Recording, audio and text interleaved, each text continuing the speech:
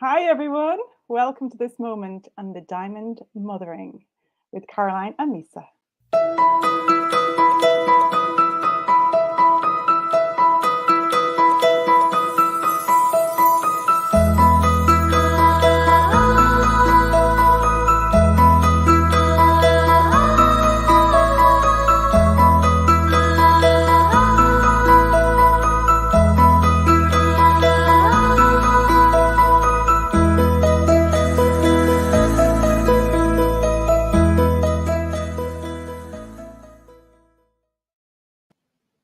Welcome, everyone. We're here to illuminate the core of the feminine force. And tonight, Lisa is in the hot spot, and we're going to talk about how to get into the inner world of your teenager, to make sure that you're connected and you're in tune with her and, her needs, her emotional needs. So, Lisa, would you like to share a little story of your own I love as an to example? share. Because I was thinking about this, and the reason I thought this would be a great topic is because a lot of mums that I'm working with and I speak to feel like their daughter's shutting them out, and they feel like they just can't communicate with them anymore. The daughters go to their room, shut their door in their face, or like actually overtly just ignore them, and just won't listen to them.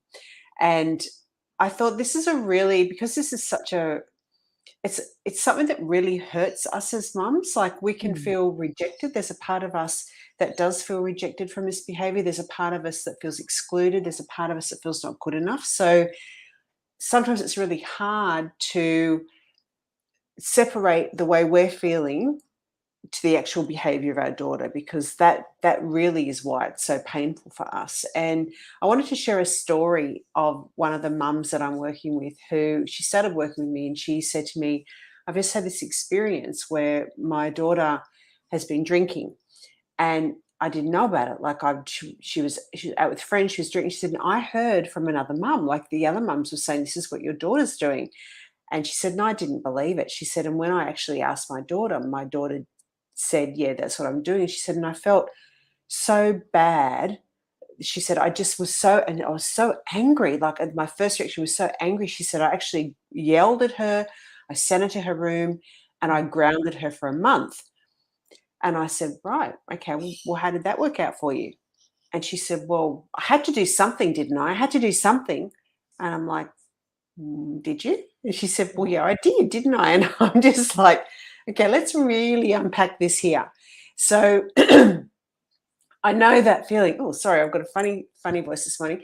But I know that feeling where you feel like, as a mum, you have to do something because there's a behavior in your child, and you feel like, if I don't act right here, right now, and do something really powerful, this is going to happen again.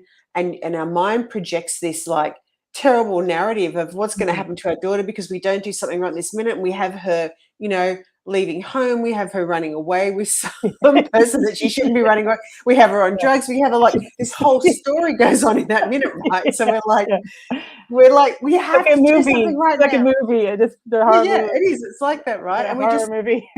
we don't horror movie. That's right. We don't actually stop to sort of go, well, hang on a minute. We don't actually know what's going to happen as a result of this. What's really going on right here and right now? Let's just not do the projection. Let's not do, let's sort of try and get out of our reaction to it and see what's happening. And anyway, I was guiding this mum, and I said to her, how about you consider operating in a different way? And she said, well, I knew I had to do something, but she said, to be honest, I just didn't know what to do. So I did something. She said, and in my heart, I felt like it wasn't the right thing. I could feel that this wasn't really a good thing to do. I could feel that it wasn't right, but I just didn't know what else to do. And I'm like, I totally get that too, Yeah. because we're not taught what to do in those situations, right? Yeah. And so I shared with her, firstly, have a look at your reactions, because you are probably fearful. All this stuff is going on in you. So if you can take some time just to go and write down what you felt, what you're feeling, and just own that, because that's separate to what's going on with your daughter. Okay, you want to come back to her in a position of feeling empowered. If you react, then you're actually doing the next thing from a foundation of fear and a foundation of add a control and a foundation of, like insecurity, which means you're not going to get an optimal outcome. So I said, just go away and see if you can reduce that charge, validate your emotion. Why wouldn't you be feeling that? That's a normal thing for a mum to feel, and just write it out, and then come back to your daughter. And she's gone back to her daughter, and she's actually said to her, I reacted to what happened because this is what happened in me. These were the feelings that it brought up in me. And I've since been able to see that me reacting like that is really not helping the relationship that I have with you. In fact, I guess it would be hard for you to trust me if I'm going to react like that all the time. And her daughter said, well, yeah, Mum, how can I do anything? How can I tell you anything if I just know you're going to react and go off your head? And the mum said, okay, let's try and work this out differently. Let's try and have a more open relationship. Let's really build on the trust that we have for each other, because really that's all we have for each other. Yeah. And so she had this conversation with her daughter. And like this was not long ago. This might have been maybe 6 to 8 weeks ago. And even recently she just says, I cannot believe in that short amount of time how much my relationship has changed with my daughter.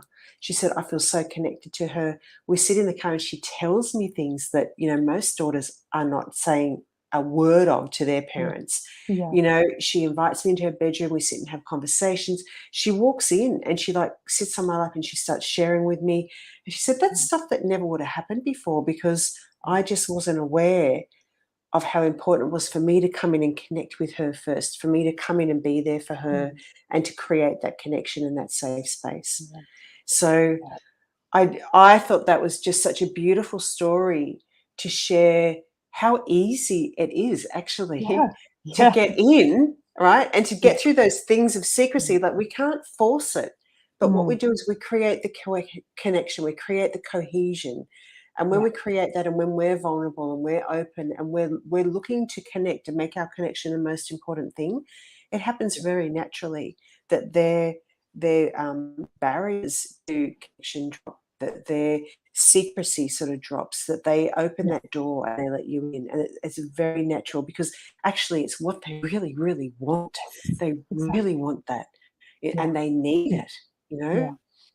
That's amazing. I absolutely love that. And it's such a brilliant example of, just how to do it in practical terms, in a just an everyday situation. Because even today, I was just thinking, it's funny that you brought that up, because I was thinking today about, sometimes when we try to fix a situation that maybe, needed maybe some boundaries around whatever.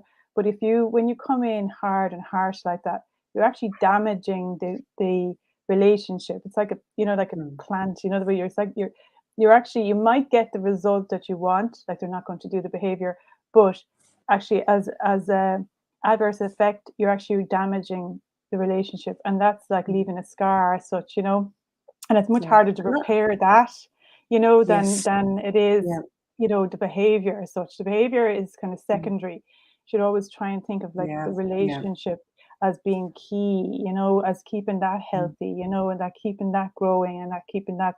So like you're always kind of, that's the unconditional love, that no matter what happens, that you're always going to love them. It's not about what they're doing. So then it's getting curious then about actually why are they behaving like this? Like, what is the underlying emotion around it? Like, and like, it's so amazing when instead of, moving from correction to connection, and I love that. Yeah, that's nice. It's simple. That's what I did with Lauren. I was going to, just instead of correcting, because that's kind of shutting everything down, isn't it? And the only option they have then is to go silent and just lock it down. And they don't then, because they know that they're going to get in trouble if they say anything, and if they tell you what they're doing, they'll feel that it's going to be shut down, and so they'll just shut down anyway, because so the trust, like you're saying, the trust, but then they have nowhere to go, so the behavior can get worse because they're acting out, because they have so That's it's just like making it's putting fuel on the fire, so it's just when you can kind of roll yourself back like that and see, because it is very much like that narrative of it's a crazy movie that goes on in our minds. Like our creative minds are great in that regard. Like we can come up with a fantasy imagination, right? It's like, oh my gosh. Yeah, that's the downside of imagine creative Yeah, thinking, like you just think of all these amazing scenarios that can go wrong, if I yeah, don't yeah, do this yeah, yeah, now, but the yeah, actually you're probably creating those if you continue down that road, you're yeah. projecting That's it because true. That's you true. know, and that's what happens if you're starting to, because you're kind of like you're thinking these things all the time, and then eventually, if you keep talking to the child in that way, that's what's going to Mm, actually happen. mm, So you yeah. have to be really It's so conscious to roll true. that back, It's so and true. start And to I see. think what you said before is that we think that we're fixing the behavior, but actually we don't. It just goes underground, right?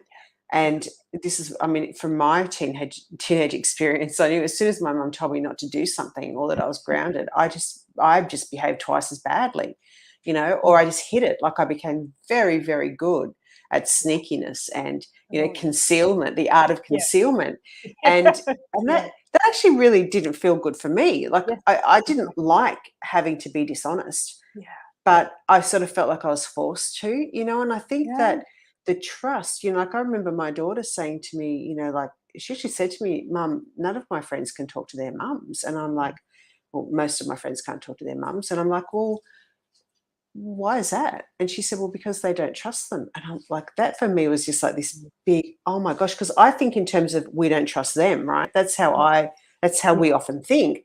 It's like they don't trust us. And I'm like, well, what do you mean by that? And she goes, well, they don't trust them not to react. They don't know what's going to happen when they turn up and they mm, share something. Even if they mm, share something personal, they don't know if their parent's going to go off their head or they're going to mm, get grounded. She said, I mm, know all the time that when I share something with you, that I'm going to have the same response, that you're going to sit there and it's going to be open, I'm going to be safe. And whatever yeah, you feel, I know that, you're not going to react. And I yeah, thought, wow, like that for me was this, I hadn't actually looked at it that way. yeah, So yeah, I think it's just so important. And that is something that we can do right here and now, right? We yes, don't need to pay a therapist. We don't need to do a workshop. We don't yeah. need to read more books. Like right here and now, we can be conscious that our reaction is actually getting us the behavior that we don't want. Exactly. Yeah, and I've noticed that in my own life, and I've actually heard that the only thing that really works when it comes to teenagers like that is a non-reaction, and kind of keeping your yourself conscious of your reaction and trying to keep it that safe space and evenness, whether it's whether it's a really fantastic news or it's really kind of shocking Yes. news. Yeah. Always keep it constant because you're Yeah. not And you invested just in. sometimes have to And go with it, yeah, and sometimes don't even like you? when I find like even when it comes to school, and even if it's really fantastic results, and to keep that even as well, because Mm, then they feel like they'll always have to overachieve all the time as well, mm, and mm. so it's like the good news as well as the bad news. I try and keep an evenness, Mm. because it's then Yeah. you're teaching them that you're not uh you're not loving them because of a certain Yes. Yeah. situation, That's a good like. point. Yep. Yeah, so that no matter what they do, whether they achieve, whether they don't achieve, whatever, you're constant. You're the constants in their life. Yes. You're Yeah. the Yeah. constant thing in their life. That kind of pillar that's always Mm. just going to be there no matter what. You know, Yeah. and it kind of helps Yeah. then, because then can't always be winners. We can, we're going to win some, we're going to lose some, kind of way. But if you kind of Mm. just can have that evenness Mm. of a space, safe space. Like it's really Mm. kind of, and it's much easier than trying to find all these Oh my what to do, God, how trying to to find the do it. solutions Yeah, and the yeah, answers and exactly. how to Yeah, fix them and how to make them better and how to get them to yeah, have good grades. Like yeah, that is so much energy. And if you can just like accept them right here and now yeah, and love them right here and now, and then yeah, they go, well, I'm lovable no matter what happens. And yeah, what a fantastic foundation for a woman, especially to yeah, launch her life from. yeah. Yeah, and then they can Mm. get a sense themselves because they're not living through a sense of what they think they should be. That's right. They start Yeah, to have a so good. ground to stand on. And they start to go, oh, yeah, Yeah, yeah, that's good. So that's our little talk on secrecy for today. We would like to invite you to our mothering group, mothering training program, which we've just opened. There'll be a link underneath this, so you can go and check it out.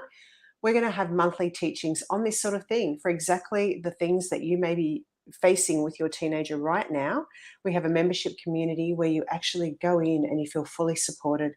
$33 a month or $333 a year, because we want to make it very accessible for mothers to actually be able to come in and learn how to tap into their own inner wisdom and their own inner guidance. There's so many bonuses. There's so many things that are going to help support you to be this incredible, powerful supermodel to your daughter as she becomes an emotionally resilient and an emotionally powerful woman.